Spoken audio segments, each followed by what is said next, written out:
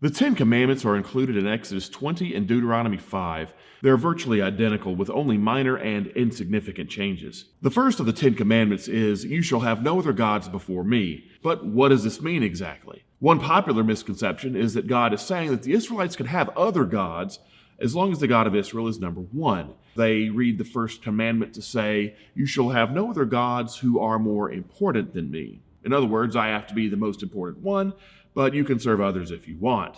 It isn't denying the existence of other gods, only stating that the God of Israel must be worshipped first and foremost. Now, this is often found in the objections of critics who claim that the Israelites were polytheists, like everyone else in the ancient Near East. And there are many people, some of whom are scholars, who believe that they can find traces of polytheism in the Old Testament in the theology of ancient Israel. This would be one of those examples.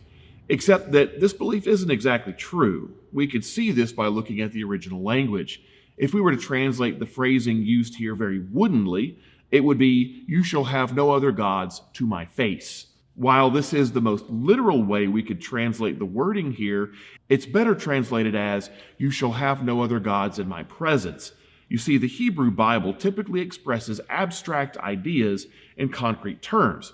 So when a translation says "before me," it really means "in my presence." But there are other places where this phrase actually means "against me." So an even clearer understanding of this passage would be if we were to translate it as, "You shall have no other gods against me," or "in distinction to me." This changes things quite a bit. The text literally cannot mean that God is saying you can have other gods as long as He's first. It's saying that the Israelites could not have any other gods at all.